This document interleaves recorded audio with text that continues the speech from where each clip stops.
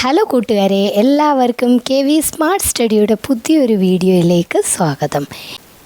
ഇന്നത്തെ വീഡിയോയിൽ KVയിലെ ക്ലാസ് 3യിലെ ഹിന്ദിയിലെ ആദ്യത്തെ ചാപ്റ്ററായിട്ടുള്ള സീക്കോ എന്ന് പറഞ്ഞിരിക്കുന്ന കവിതയാണ് നമ്മൾ നോക്കാനായിട്ട് പോകുന്നത്. അപ്പം ഈ കവിത എഴുതിയിരിക്കുന്നത് ശ്രീനാഥ് സിംഗ് എന്ന് പറഞ്ഞിരിക്കുന്ന കവി ആണ്.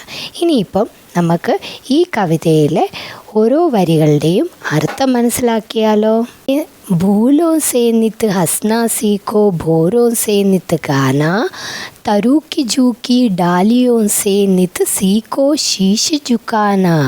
അപ്പം ഈ വരികളിൽ നിത്ത് എന്ന് പറഞ്ഞു കഴിഞ്ഞാൽ എല്ലായ്പ്പോഴും, ഹസ്ന എന്ന് പറഞ്ഞു കഴിഞ്ഞാൽ ചിരിക്കുക, സീക്കോ എന്ന് പറഞ്ഞു കഴിഞ്ഞാൽ പഠിക്കൂ, ബോരോ എന്ന് പറഞ്ഞു കഴിഞ്ഞാൽ ഒരിനം തേനീച്ചയാണ്, അടുത്തത് തരു എന്ന് പറഞ്ഞു കഴിഞ്ഞാൽ വൃക്ഷമാണ്, ജുക്കി എന്ന് പറഞ്ഞു കഴിഞ്ഞാൽ താഴ്ന്ന്, ഡാലിയോ എന്ന് വെച്ച് കഴിഞ്ഞാൽ ബ്രാഞ്ചസ് കൊമ്പുകൾ ആണ്, സീക്കോ എന്ന് വെച്ച് കഴിഞ്ഞാൽ പഠിക്കുക, ശീശ എന്ന് വെച്ച് കഴിഞ്ഞാൽ തല ഹെഡ് എന്നാണ്, ജുക്കാന എന്ന് വെച്ച് കഴിഞ്ഞാൽ കുനിക്കുക എന്നാണ് അർത്ഥം. അപ്പോൾ ഇനി നമുക്ക് ഈ വരികളുടെ അർത്ഥം പൂർണ്ണമായി മനസ്സിലാക്കിയാലോ. ഫൂലോ സേ നിത്ത് ഹസ്ന സീക്കോ. ഫൂൽ എന്ന് വെച്ച് കഴിഞ്ഞാൽ എന്താണ്?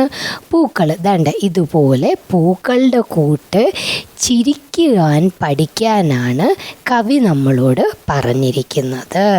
നല്ല പ്രവർത്തികൾ കാണുമ്പോൾ ചിരിക്കാനും തമാശകൾ കേൾക്കുമ്പോൾ ചിരിക്കാനും, ഇനിയും നമുക്ക് അറിയാവുന്ന പരിചയമുള്ള ആളുകളെ കാണുമ്പോൾ ചിരിക്കാനും ഒക്കെയാണ് കവി നമ്മളോട് പറഞ്ഞിരിക്കുന്നത്. എന്നിട്ടോ ഭോരോ സേ നിത്ത് ഗാന. ഭോരോ നമ്മൾ പറഞ്ഞു, ഈ പൂവിൽ തേൻ നുകരാനായിട്ട് വരുന്ന ഈ തേനീച്ചകൾ. അപ്പം ഈ തേനീച്ചകളുടെ അടുക്കളയിലേക്ക് നമ്മൾ പോയി കഴിഞ്ഞാൽ വൂന്നൊരു ശബ്ദം നമുക്ക് കേൾക്കാനായിട്ട് പറ്റും.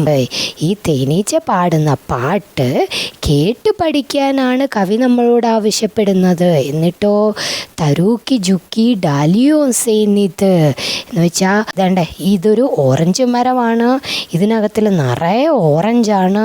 അപ്പം ഈ ഓറഞ്ചിൻ്റെ ഭാരം കൊണ്ട് ഇതിൻ്റെ ശാഖകളെല്ലാം താഴോട്ട് ഒടിഞ്ഞു വീഴുന്നതിൻ്റെ കൂട്ടിരിക്കുകയാണ്.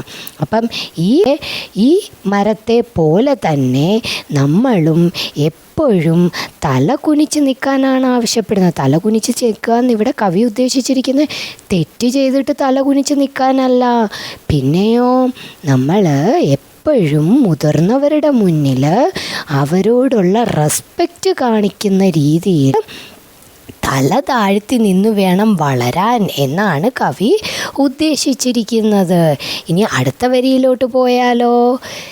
सीख हवा के झोंकों से लो कोमल भाव बहाना दूत तदा पानी से सीखो मिलना और मिलाना. അപ്പം ഈ വരികളിൽ കവി എന്താണ് പറഞ്ഞിരിക്കുന്നത്? വായു എങ്ങനെയാണോ അതിൻ്റെ ഇളം കാറ്റുകൊണ്ട് നമുക്ക് കുളിർമയേകുന്നത്, അതുപോലെ നമ്മുടെ പ്രവൃത്തി കൊണ്ട് ബാക്കിയുള്ളവരെയും സന്തോഷിപ്പിക്കുവാനാണ് കവി ഉദ്ദേശിക്കുന്നത്. അപ്പം ഇവിടെ ബഹാന എന്ന് വെച്ച് കഴിഞ്ഞാൽ എക്സ്ക്യൂസ് കൊടുക്കുക, ക്ഷമിക്കുക. അടുത്തതോ അടുത്ത പറഞ്ഞിരിക്കുന്ന ദൂത്തെന്ന് വെച്ച് കഴിഞ്ഞാൽ പാല്, പാനി എന്ന് പറഞ്ഞു കഴിഞ്ഞാൽ വെള്ളം ആണ്, മില്ല എന്ന് വെച്ച് കഴിഞ്ഞാൽ ഒത്തുചേരുക, മിലാന എന്ന് വെച്ച് കഴിഞ്ഞാൽ ചേർക്കുക എന്നാണ്. അപ്പം ചായ ഉണ്ടാക്കുന്ന സമയത്ത് നമ്മളെല്ലാവരും കാണുന്നതാണ് അമ്മ പാലെടുത്തിട്ട് അതിനകത്തിലോട്ട് വെള്ളം കൂടെ ചേർക്കുന്നത്. പക്ഷേ ഈ വെള്ളം ചേർത്ത് എന്നും പറഞ്ഞുകൊണ്ട് പിന്നീട് നമുക്ക് ഈ പാലിനെയും ഈ വെള്ളത്തെയും തമ്മിൽ വേർതിരിക്കാനായിട്ട് പറ്റുന്നതേ അല്ല. അപ്പം കവി പറഞ്ഞിരിക്കുകയാണ്, എങ്ങനെയാണോ ഈ പാലും വെള്ളവും തമ്മിൽ ഒന്ന് ചേർന്ന് ഒരുപോലെ ആകുന്നത്, അതുപോലെ തന്നെ നമ്മളും എല്ലാ കുട്ടികളെയും ഒരുപോലെ കണ്ട് അവരുടെ എല്ലാവരുടെയും കൂടെ കളിച്ചും പഠിച്ചും വേണം വളരാനെന്ന്. ഇനി അടുത്ത വരിയിൽ എന്താണ് കവി പറഞ്ഞിരിക്കുന്നത് നോക്കിയാലോ. സൂരജ് കി കിരണോ സേ സീക്കോ ജഗന ഓർ ജഗാന, ലതാ ഓർ പേടോ സേ സീക്കോ സബ്കോ ഗലേ ലഗാന. അപ്പം ഇവിടെ സൂരജ് എന്ന് വെച്ച് കഴിഞ്ഞാൽ സൺ, സൂര്യൻ എന്നാണ് അർത്ഥം. കിരൺ എന്ന് വെച്ച് കഴിഞ്ഞാൽ അതിൻ്റെ രശ്മി എന്നാണ് അർത്ഥം. ജഗന എന്ന് വെച്ച് കഴിഞ്ഞാൽ എന്താണ്, ഉണരുക എന്നാണ് അർത്ഥം. ജഗാന എന്ന് വെച്ച് കഴിഞ്ഞാൽ എന്താണ്, ഉണർത്തുക എന്നാണ് അർത്ഥം. അപ്പം ഈ വരികളുടെ അർത്ഥം നമുക്ക് ഒന്ന് മനസ്സിലാക്കിയാലോ. കവി നമ്മളോട് പറയുകയാണ്, എങ്ങനെയാണോ സൂര്യൻ എഴുന്നേറ്റ ശേഷം അതിൻ്റെ കിരണങ്ങൾ ഉപയോഗിച്ച് നമ്മളെയും ഉണർത്തുന്നത്, അതുപോലെ തന്നെ നമ്മളും വേഗത്തിൽ എണ്ണീറ്റ് ബാക്കിയുള്ളവരെ ഉണർത്തണം. അതായത് രാവിലെ എണ്ണീക്കാൻ പഠിക്കണം എന്നാണ് കവി നമ്മളോട് പറഞ്ഞിരിക്കുന്നത്. ഇനി അടുത്ത വരിയിൽ എന്താണ് പറഞ്ഞിരിക്കുന്നത്. ലത, ലത എന്ന് വെച്ച് കഴിഞ്ഞാൽ വള്ളിച്ചെടി എന്നാണ് അർത്ഥം. പേട് നമുക്കറിയാം, മരങ്ങൾ എന്നാണ് അർത്ഥം. സബ്കോ ഗലേ, ഗലേ ലഗാന എന്ന് വെച്ച് കഴിഞ്ഞാൽ കെട്ടിപ്പിടിക്കുക എന്നാണ് അർത്ഥം. അപ്പം ഈ വരിയിൽ എന്താണ് കവി പറഞ്ഞിരിക്കുന്നത്. ഇത് ഈ ചിത്രത്തിൽ കാണിച്ചിരിക്കുന്നതിന് പോലെ എങ്ങനെയാണോ വള്ളിച്ചെടികൾ മരത്തേൽ ഇങ്ങനെ കെട്ടിപ്പുണർന്ന് മേലോട്ട് വളർന്നു പോകുന്നത്, അതേപോലെ വേണം നമ്മളും. അതായത് നമ്മുടെ ക്ലാസ്സിൽ പഠിക്കുന്ന കുട്ടികളെ, അല്ലെങ്കിൽ നമ്മുടെ വീടിനടുത്ത് താമസിക്കുന്ന കുട്ടികളെ ഒരു തരത്തിലും വേർതിരിച്ചിടാതെ എല്ലാവരോടും ഫ്രണ്ട്ഷിപ്പായിട്ട് ഒരുമിച്ച് വേണം നമ്മൾ കളിച്ച് വളരാനായിട്ട് എന്നാണ്. ഇനി അടുത്ത വരി നോക്കിയാലോ. दीपक से सीखो जितना हो सके अंधेरा हरना, പൃഥ്വി സേ സീക്കോ പ്രാണിക്ക് സച്ചി സേവ കർണ. അന്ധേര എന്ന് പറഞ്ഞു കഴിഞ്ഞാൽ എന്താണ്, ഇരുട്ട് എന്നാണ് അർത്ഥം. പൃഥ്വി എന്ന് വെച്ച് കഴിഞ്ഞാൽ ഭൂമി എന്നാണ് അർത്ഥം. പ്രാണി എന്ന് വെച്ച് കഴിഞ്ഞാൽ ജീവജാലങ്ങൾ എന്നാണ് അർത്ഥം. സച്ചി സേവ കർണ എന്ന് വെച്ച് കഴിഞ്ഞാൽ ഹെൽപ്പ് ചെയ്യുക എന്നാണ് അർത്ഥം. അപ്പം ഈ വരികളിൽ കവി എന്താണ് പറഞ്ഞിരിക്കുന്നത്. എങ്ങനെയാണോ ഇരുട്ടുള്ള ഒരു മുറിയിൽ ദീപം വെളിച്ചം കൊണ്ടുവരുന്നത്, അങ്ങനെ തന്നെ നമ്മുടെ അറിവില്ലായ്മയെ അറിവാകുന്ന വെളിച്ചം കൊണ്ട് അകറ്റാനാണ് കവി പറഞ്ഞിരിക്കുന്നത്. അടുത്ത വരിയിൽ എന്താണ് പറഞ്ഞിരിക്കുന്നത്. നമ്മുടെ പൃഥ്വി എന്ന് പറഞ്ഞു കഴിഞ്ഞാൽ അറിയാം, ഭൂമി. നമ്മുടെ ഭൂമി എങ്ങനെയാണോ ജീവജാലങ്ങൾക്ക് അതിനെ ഹെൽപ്പ് ചെയ്യുന്നത്, അതേപോലെ ഹെൽപ്പിംഗ് മെൻറ്റാലിറ്റി ഉള്ളവരായിരിക്കണം നമ്മൾ എന്ന്. ഭൂമിയെ നമ്മൾ കുഴിച്ചാണ് കിണറുണ്ടാക്കുന്നത്.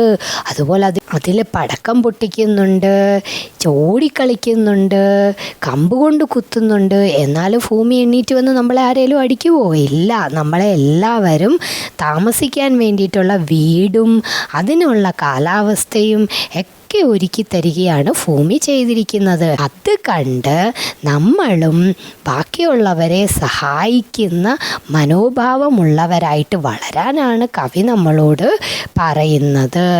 അപ്പം ഇനി അടുത്ത വരിയിലോട്ട് പോയാലോ. जलधारा से सीखो आगे जीवन पद में बढ़ना और धुएं से सीखो हरदम ऊंचे ही पर चढ़ना.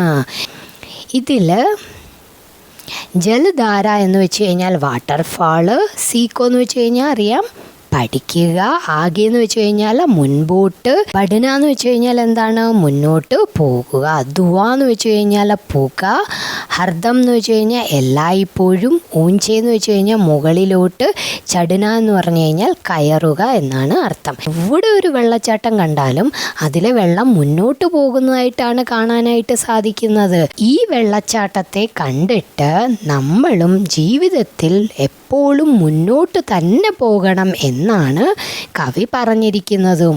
അടുത്ത വരിയിൽ കവി പറഞ്ഞിരിക്കുന്നത് പുക എങ്ങനെയാണോ മുകളിലോട്ട് മാത്രം എപ്പോഴും സഞ്ചരിക്കുന്നത്, അതുപോലെ തന്നെ നമ്മളും നമ്മുടെ ജീവിതത്തിൽ എപ്പോഴും മുകളിലോട്ട് മാത്രമേ പോകാവൂ. ജീവിതത്തിൽ എപ്പോഴും മുന്നോട്ട് പോകുക, പ്രയാസങ്ങളെ എല്ലാം തരണം ചെയ്ത് മുന്നോട്ട് പോകുക.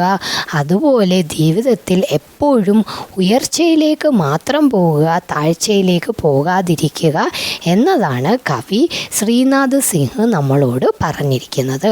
അപ്പം ഇതോടുകൂടി ഈ ക്ലാസ് ഇവിടെ അവസാനിക്കുകയാണ്. അടുത്ത ദിവസം അടുത്ത പാഠവുമായിട്ട് ഞാൻ വരുന്നിടം വരെ ബൈ ബൈ, ടേക്ക് കെയർ.